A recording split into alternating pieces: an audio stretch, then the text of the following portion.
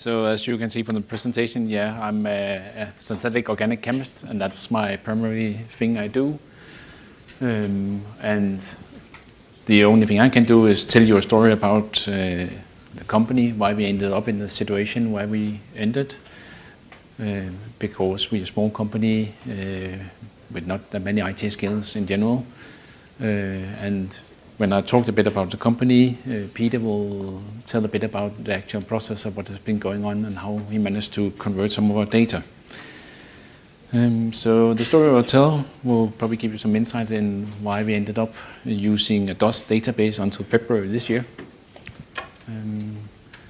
So I'll just go through the small agenda, talk about the company, the database, and how we transformed it from DOS to Windows, and a small conclusion, and Peter will give you insight on the rest.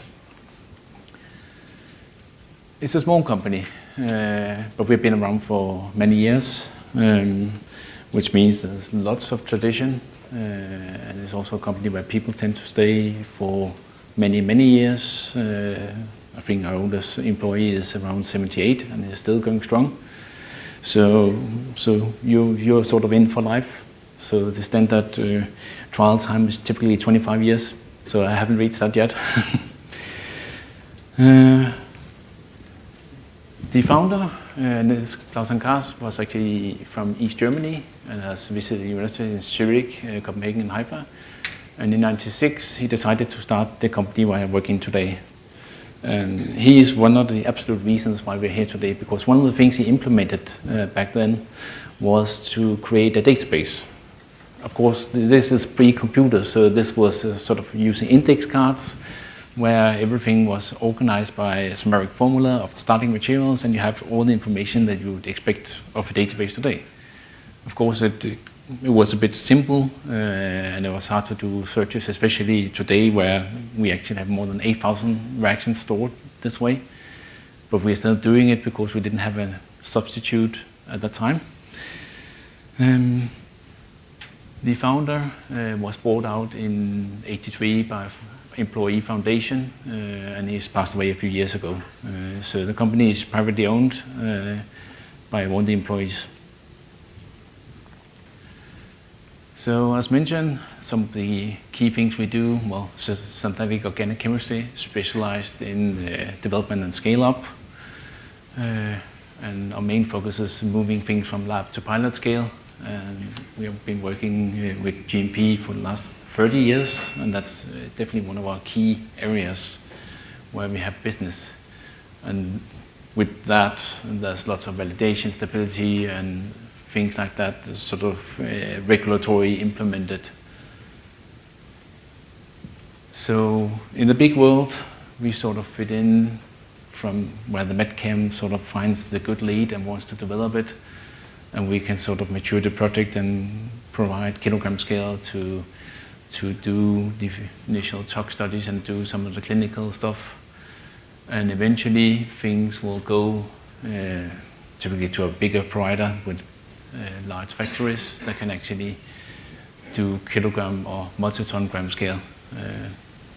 But one of our key things is that, of course, we are based in Europe, so we have to deliver quality and always have to deliver on time. So our organization is based around all the project managers has absolute control of the project, all the interaction with customers. And yeah, small company, 28 people, mainly based around the project managers and process development. And then there's a lot of supporting staff.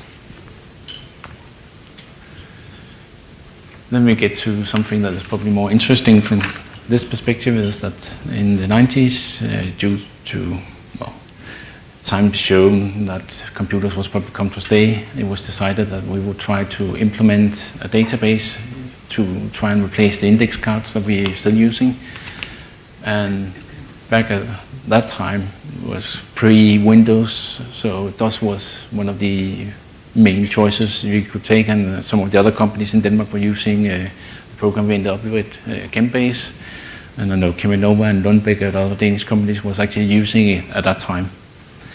So We still using it up to February this year, but we had at some point to do some extra work to actually make it work, because as most people know, DOS is not existing anymore. So we had to use small hacks to actually be able to use it and keep on maintaining it. So just a screenshot of a DOS program, and it's actually there's a full program you can actually do. Yeah, I laugh, but it's actually pretty powerful. You can do all the advanced searches that we expect of the tools you get today. You can do atom mapping, you can do substructure searches, and of course text searches. So in that perspective, it's quite good for that time. So it actually worked quite well, and that's also why we kept maintaining it until we found a better substitute. So over the years, we sort of had a few issues. Most of the younger project managers were sort of reluctant to use a DOS-based program. They were sort of relying on some of the people been in the company for a lot longer with the expertise in it, which of course means that the know-how, the access to information that we actually have on store was not used properly. So, and then the obvious thing, DOS was obsolete. And then a few years back, I think it was about 6 years ago, we tried to do a collaboration with Microsoft at that time, where they wanted to sell us the ELN system, and we said, well, if you can convert our old data, we'll be a lot more interested. So they took a look at it for a few weeks, I think actually a couple of months, and decided that they couldn't do it. So then we sort of said, well, we don't have enough IT skills in the house, and at that time we thought, well, if they can't do it, then it's probably going to be difficult. But of course, time has evolved, and we have been using, in the old days we used a lot of Beilstein, but that was of course changed out to Reaccess, and that was one of our main search tools. And obviously Migrating comes into there, and sort of thought, well, why not talk to ChemAxon to see if they were actually able to work on this. So they decided that they would at least try to look at our data, and initially they could see that the old format was it was RDF files, so it should actually work, but the format back from the 90s was developed a bit, and the old program wasn't updated, so the export routine couldn't be used. So ChemAxon has to work on how to actually do a couple of hacks to make the data exportable. So we did a small project in February on a small part of the database, and that worked out quite well. So we went to the big part of the database, and it worked as expected, and we are sort of now the same reaction, now converted to Instant JChem. And this obviously means that a lot of my colleagues they're used to using Migrating and Reaccess, and the tools are pretty much alike the way you search in Instant JChem.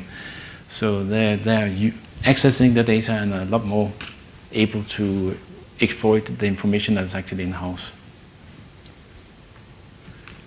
So just to make a conclusion on my part of the talk, the database was successfully transferred from the old outdated format, and now we have a huge increase in the number of people actively accessing the data, finding the old stuff still there, and getting inspiration from chemistry done 60 years ago. Sometimes that's actually good things done at that time as well. And the new thing that people now have to do is be able to add reactions themselves. In our own, since we are working on the GMP rules, we have specific subwriting that they have to fill out these index cards as our own database, and people are very familiar to do that, and then you have one person sitting and actually tapping them into the database. This is going to change now, because now we have an interface that people are more familiar with, and the project manager will and are actually adding the reactions themselves, so now it's easier to use for them, giving them easier access. So we at least also ensured access to historical data. The hacks we have been using to emulate DOS are probably not going to be maintained forever. So at some point, with some Windows update, we will probably run out of options and would have to either rely on a handwritten database or actually do something at that point. Finally, I will hand the word to Peter, which will give you the exciting details on how this was actually done.